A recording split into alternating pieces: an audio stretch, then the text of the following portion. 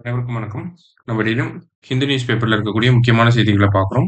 இன்னைக்கு என்ன செய்திகள் இருக்கு அப்படிங்கிறத பார்ப்போம். ஸோ இங்க பார்த்தீங்க அப்படின்னா, colossal food colossal wastage that is food for thought அப்படின்னு சொல்லி குடுத்திருக்காங்க. அதாவது இந்த ஆர்டிகில்ல என்ன பேசியிருப்பாங்க அப்படின்னா, டோட்டலா ஃபுட் வேஸ்டேஜ பத்தி பேசியிருப்பாங்க. சரியா? ஸோ ஃபுட் வேஸ்டேஜ் அப்படிங்கிறத எப்படி டிஃபைன் பண்றாங்க அப்படின்னு பார்த்தோம்னா, நமக்கு ஃபுட் வேஸ்டேஜ் அப்படின்னா, edible and inedible parts discarded from the food supply chain அப்படின்னு சொல்லியிருக்காங்க. அதாவது edible part and inedible part. இப்ப வாழைப்பழம் இருக்கு அப்படின்னா, அந்த தோல வந்து நம்ம இன்எடிபிள் பார்ட் அப்படின்னு சொல்லுவோம். அதுக்குள்ள இருக்கக்கூடிய அந்த பழத்த எடிபிள் பார்ட் அப்படின்னு சொல்லுவோம். இப்ப ஃபுட் வேஸ்டேஜ்னா என்ன அப்படின்னு பார்த்தீங்கன்னா, நமக்கு போத் அந்த வாழைப்பழத்தோல் அண்ட் தென் அந்த பனானா 2த்தையுமே வந்து நம்ம வேஸ்ட் பண்றத ஃபுட் வேஸ்டேஜ் அப்படின்னு சொல்லி சொல்றாங்க. இதுவே ஃபுட் லாஸ் அப்படின்னு சொல்லி ஒரு டெர்ம் இருக்கு. ஓகேங்களா? ஃபுட் லாஸ்னா என்ன அப்படின்னு பார்த்தோம்னா, நமக்கு நம்ம கைக்கு வர்றதுக்கு முன்னாடி ஏற்படக்கூடிய இழப்புகள். லைக் பார்த்தோம்னா, சப்ளை செயின்ல லாஸ் ஆகுறது, லீக்கேஜஸ், புவர் ஸ்டோரேஜ்னால பாதிக்கப்படுறது, இந்த மாதிரி டிரான்ஸ்போர்ட்டேஷன்ல பாதிக்கப்படுறது, அந்த இடத்துல ஆகக்கூடிய வேஸ்டேஜ ஃபுட் லாஸ் அப்படின்னு சொல்றாங்க. ஃபுட் வேஸ்டேஜ் அப்படிங்கிறது பார்த்தோம்னா, அது நம்ம கையில வந்ததுக்கு அப்புறமா நம்ம அத வேஸ்ட் பண்றோம் இல்லையா? அததான் ஃபுட் வேஸ்டேஜ் அப்படின்னு சொல்றாங்க. அந்த ஃபுட் வேஸ்டேஜ்ல எடிபிள் பார்ட்டும் ஆட் ஆகும், இன்எடிபிள் பார்ட்டுமே ஆட் ஆகும். சரிங்களா? அப்ப ஃபுட் வேஸ்டேஜ் அப்படிங்கிறது உலகத்துல ஒரு மிகப்பெரிய பிரச்சனையா இருக்கு அப்படிங்கிறது தான் இந்த ஆர்டிகிள்ல நமக்கு சொல்ல வராங்க. அப்ப ஃபுட் வேஸ்டேஜோட ரேட் எப்படி இருக்கு அப்படின்னு பார்த்தோம்னா, கிட்டத்தட்ட போன வருஷம் வந்த ரிப்போர்ட் படி பார்க்கிறப்ப 2024ல வந்த ஃபுட் வேஸ்ட் இண்டெக்ஸ் ரிப்போர்ட் படி பார்க்கிறப்ப 2022ஆம் ஆண்டு இந்த உலகம் பார்த்தோம்னா 1.05 மில்லியன் டன்ஸ் ஆஃப் ஃபுட்ட வந்து வேஸ்ட் பண்ணியிருக்காங்க. அதாவது கிட்டத்தட்ட நமக்கு இருக்கக்கூடிய உணவுல ஒரு 20% நம்ம அப்படியே வேஸ்ட் மட்டுமே பண்ணியிருக்கோம் அப்படிங்கிறத சொல்றாங்க.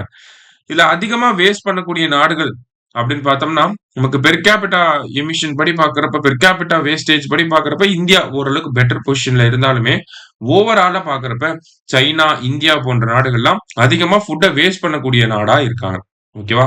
இப்போ ஒரு தனிநபர் எவ்வளவு ஃபுட் வேஸ்ட் பண்றாங்க அப்படிங்கிறத நம்ம பிரிச்சு பார்த்தோம்னா, யுனைட்டட் ஸ்டேட்ஸ பொறுத்தவரைக்கும் அங்க இருக்கக்கூடிய ஒரு தனிநபர் 73 கிலோ ஃபுட்ட வந்து வேஸ்ட் பண்றாரு ஒரு வருஷத்துக்கு. இதுவே இந்தியாவுல பார்த்தோம்னா 55 கிலோகிராம் ஆஃப் ஃபுட்ட நம்ம ஒரு வருஷத்துக்கு வேஸ்ட் பண்றோம்.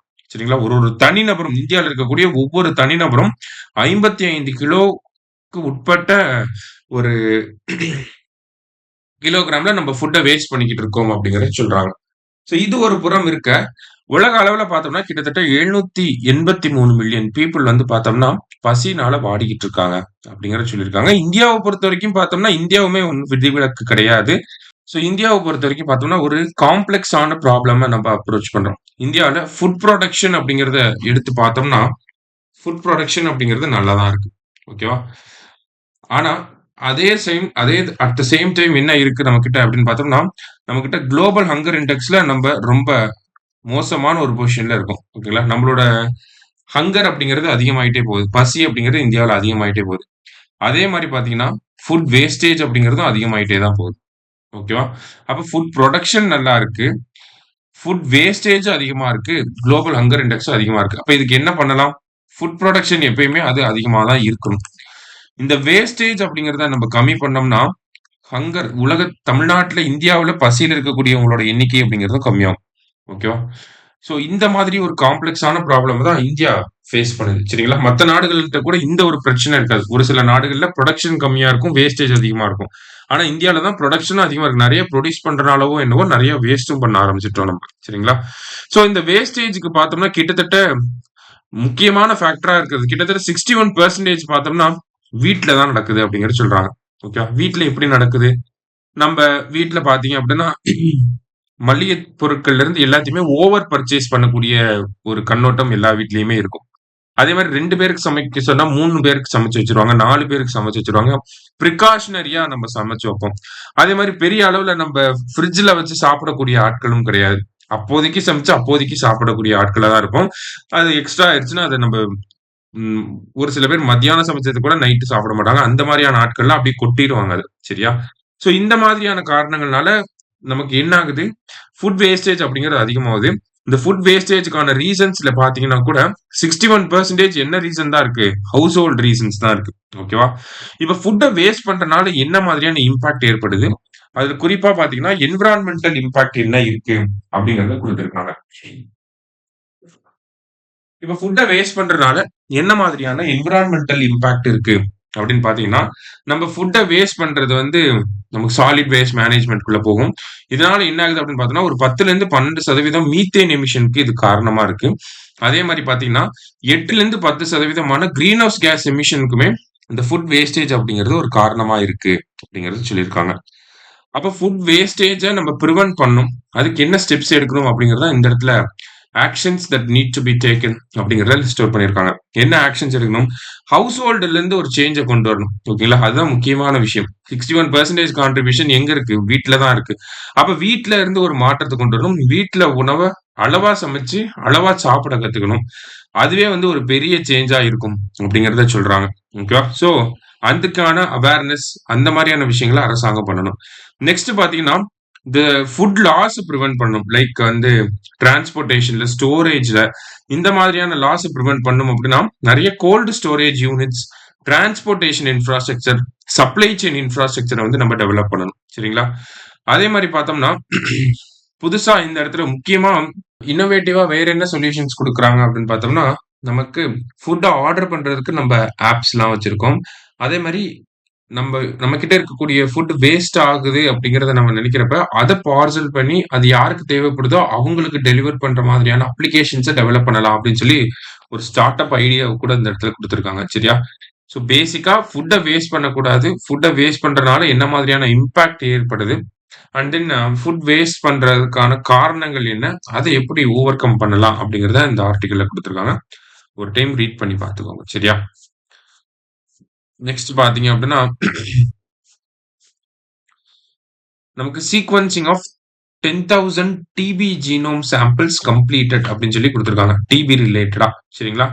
அதாவது ஆக்சுவலி என்ன அப்படின்னு பார்த்தோம்னா, நமக்கு ஜீனோம் சீக்வென்சிங் இனிஷியேட்டிவ் அப்படிங்கிறத இந்த புரோகிராம்க்கு கீழ கொண்டு வந்திருப்பாங்க.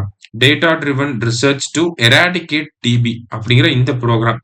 ஓகேங்களா? டேர் டூ எராட் டிபி அப்படிங்கிறது தான் இந்த புரோகிராம் பேரு.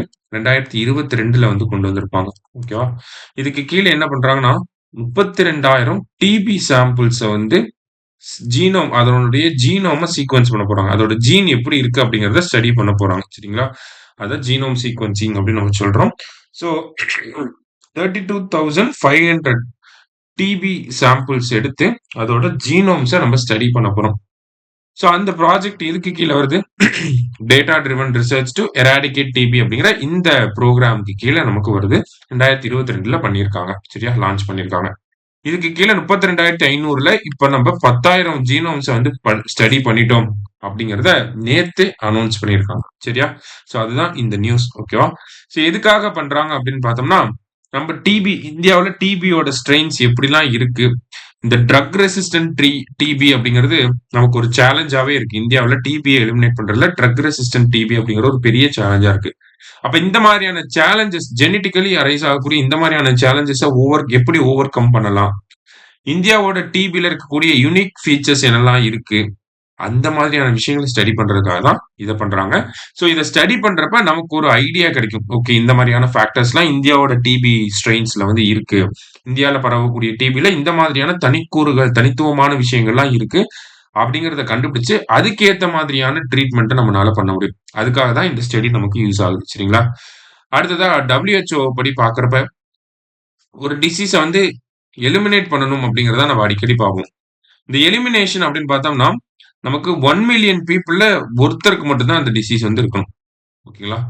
1 மில்லியன் பீப்பிள்ல ஒருத்தருக்கு மட்டும் தான் அந்த டிசீஸ் இருக்கணும். இதுவே ஒரு பெர் பிளாக்ஸா நம்ம கண்ட்ரிய பிரிக்கிறோம் அப்படின்னா, 10,000த்துல ஒருத்தருக்கு தான் அந்த டிசீஸ் வந்து இருக்கணும். கண்ட்ரிய பிளாக்கா பிரிக்கிறப்ப. இதுவே ஓவராலா பார்க்கிறப்ப 1 மில்லியன் பீப்பிள்க்கு ஒரு டிசீஸ் தான் இருக்கணும். ஐ மீன் ஒரு பெர்சன் மட்டும் தான் இருக்கணும் அந்த டிசீஸ்ல. இது வந்து எலிமினேஷன் அப்படிங்கிறது.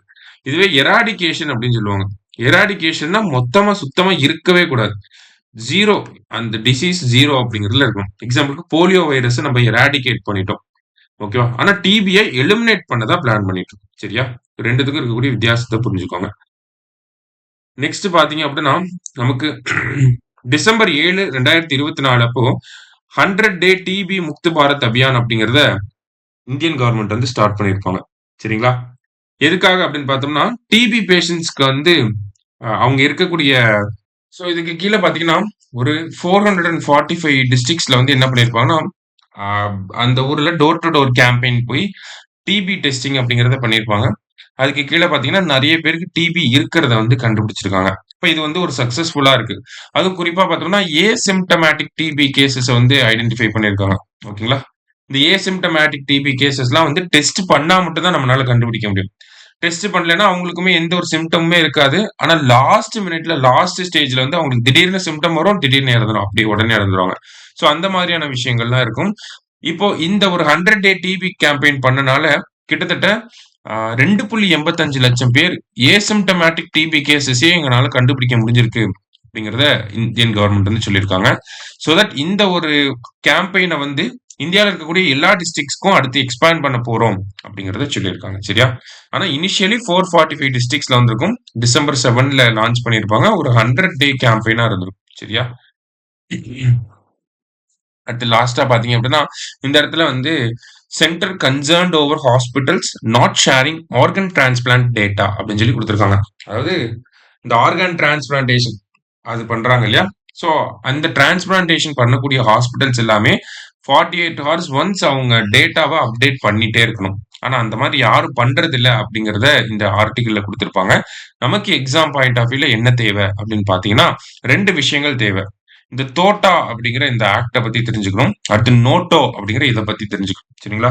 ஏன்னா ஆர்கன் டிரான்ஸ்பிளான்டேஷன் ரிலேட்டடா என்ன சட்டம் இருக்கு அப்படின்னு பார்த்தோம்னா இந்த தோட்டா அப்படிங்கிற சட்டம் தான்.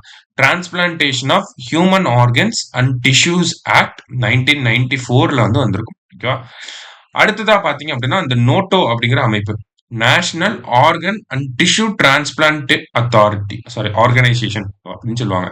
National organ and tissue transplant organisation அப்படின்னு சொல்லுவாங்க. ஓகே, நோட்டோ. இதே மாதிரி டிரான்ஸ்டான் அப்படின்னு சொல்லி ஒண்ணு இருக்கு. ஓகேங்களா?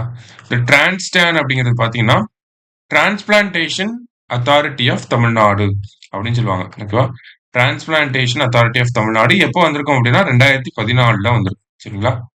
இந்த 3 அமைப்புகளும் நம்ம தெரிஞ்சுக்கணும். ஆர்கன் டிரான்ஸ்பிளான்டேஷன் எடுத்தா இந்திய அளவுல தோட்டா ஆக்ட் 1994, நோட்டோ அப்படிங்கிற அமைப்பு national organ and tissue transplant organisation. அடுத்தது தமிழ்நாடு ரிலேட்டடா வரப்போ இந்த டிரான்ஸ்டான் அப்படிங்கிறது. இதெல்லாம் எப்படி கேட்பாங்க? நமக்கு அப்ரிவேஷன்ல கேட்கறதுக்கு வாய்ப்புகள் இருக்கு. சரியா? அதனால தெரிஞ்சு வச்சுக்கிறோம். அதே மாதிரி ஆர்கன் டிரான்ஸ்பிளான்டேஷனா யாரெல்லாம் வருவாங்க அப்படிங்கறதையும் நம்ம பேசிக்காவே தெரிஞ்சுதான் வச்சிருக்கணும். சரியா? இன்னைக்கு நியூஸ் பேப்பர்ல இந்த முக்கிய ஆர்டிகல்ஸ் பார்த்திருக்கோம். நன்றி. சுரேஷ் IAS அகாடமி வெற்றியின் முகவரி.